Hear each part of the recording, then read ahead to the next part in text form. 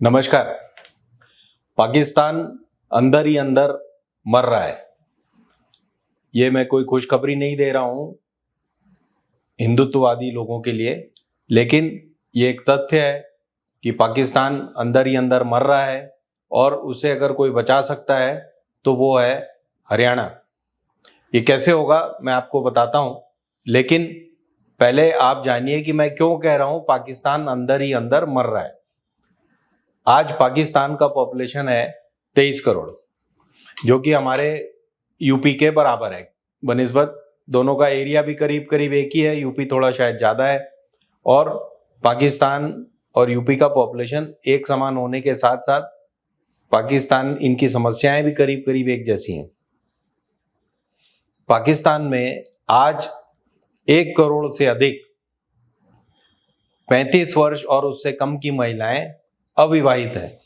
यानी 23 करोड़ के पॉपुलेशन में अगर 11 करोड़ महिलाएं हैं, 12 करोड़, तो उसमें से 1 करोड़ वयस्क महिलाएं अविवाहित हैं, इनकी शादी नहीं हो पा रही है।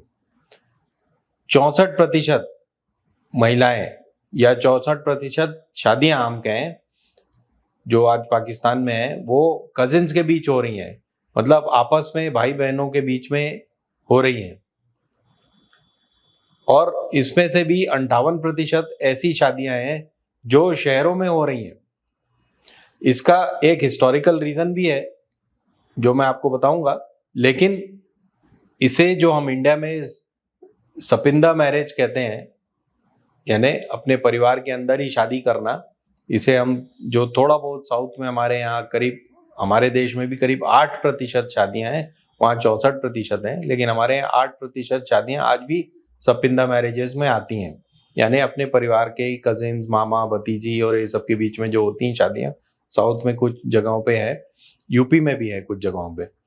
तो इसका हिस्टोरिकल रीजन जो भी है वो मैं भी आपको बताऊंगा, लेकिन आज जो पाकिस्तान का प्रॉब्लम है वो है कि करीब 15 बच्चे, हर 1000 में से 15 बच्चे आज थैलेसीमिया से पीड़ित हैं।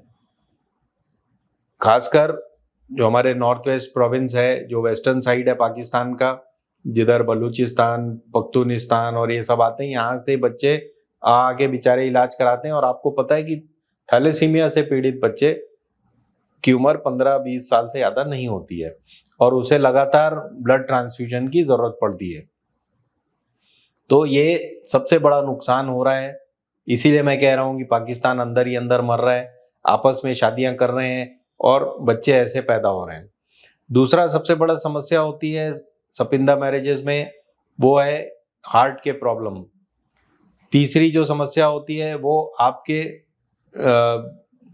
शरीर में बहुत सारे अंग ऐसे होते हैं जो काम करना बंद कर देते हैं, बदसूरत हो जाते हैं, और जैसे जैसे उम्र बढ़ती है ये सब प्रॉब्लम सामने आते हैं। इसका बायोलॉजिकल रीजन बहुत आसान है बताना, कि अगर आपकी मदर के साइड की जीन्स और फादर के साइड की जीन्स सिमिलर हैं और उनमें अगर एक बीमारी है आपके मदर के साइड में और फादर के साइड में भी वही बीमारी है, तो बच्चे को होनी ही होनी है और उसका एक कुरूप स्वरूप सामने आएगा बच्चे में। तो कजिन मैरिजेस डिस्करेज की जाती हैं आज की तारीख में, लेकिन भारत में तो ये पहले से ही डिस्करेज की जाती थी। भाई बहनों, मौसी मौसेरे भाई बहनों में और चचेरे भाई बहनों में ये शादियां हमारे यहाँ पहले से ही बाधित हैं। और हरियाणा में तो खाप पंचायतों ने निर्णय लिया हुआ है कि साहब आप अपने सजाति, यहाँ तक कि अपने गांव में भी शादियां ना करें। तो ये मेन प्रॉब्लम क्या आ रहा है पाकिस्तान में, कि इस वजह से पाकिस्तान के पूरे जो उनका अपना ढांचा है वो बिगड़ता जा रहा है। अब आज की तारीख में इसका मुख्य कारण है कि टेलीविजन में उनके यहाँ ऐसे ऐसे सीरियल्स आ रहे हैं जो कजिन मैरिजेस को एनकरेज करते हैं। तो जो उनके सीरियल्स हैं वही बताते हैं कि आज एक, कल तक उसे भाई कहते थे और भैया से वो सैया बन गया। सारी लड़कियां मेरा मजाक उड़ा रही हैं। किस बात पर? कि पहले जिस मुंह से कहती थी भैया भैया, अब उस मुंह से कहोगी सैया सैया। दूसरा कारण है कि जो माएँ हैं लड़कों की जो माएँ हैं वो चाहती हैं कि उन्हीं के घर परिवार में उन्हीं की बहन की लड़की से या उनके भाई की लड़की से मेरे बेटे की शादी हो जाए।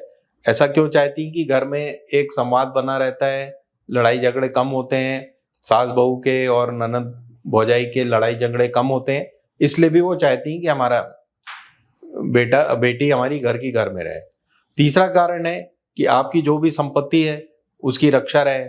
जो भी संपत्ति है, घर-बार ये वो उसके लिए झगड़े ना हों, आपस में ही डिवाइड हो जाएँ और रहे बाहर से लड़की आएगी या बाहर से लड़का आएगा तो वो इसके बँटवारे में दिक्कत आएगी। और इस्लाम में औरत को वैसे भी कम हिस्सा मिलता है। तो ये कुछ कारण हैं। जब मुगल इंडिया में आए थे, भारत में आए थे जब मुगल, तो उन्होंने ये कज़िन मैरिजेज़ शुरू की थी अपने साम्राज्य को बचाने के लिए। मतलब अकबर ने भी की थी, बाबर ने भी की थी और उनके बाद आने वाले शाहजहाँ और नीचे के जितने बादशाह हुए, उन्होंने भी अपने घर में ही शादियाँ की थी, ताकि ये एक अलायंस होता था, मिलिट्री अलायंस होता था, जिसकी वजह से राज्य चलाने में, आपको राजपाट चलाने में आसानी होती थी। धीरे-धीरे ये संस्थापित होता चला गया और कुछ एरियाज़ में यूपी, बिहार और जहाँ मुसलमान बाहुल्य है, उन एरियाज़ में ये आज भी कज़िन्स मैरिज चल रहे हैं, बट ये पाकिस्तान में बहुत ज़्यादा हो गया है और इसलिए वहाँ की जो कौम है, वो कमज़ोर होती जा रही है। अब समगोत्री मैरिजेज़ जो मतलब समगोत्र के खिलाफ हरियाणा में जो कैंपेन चलती है, उस पे हम आते हैं।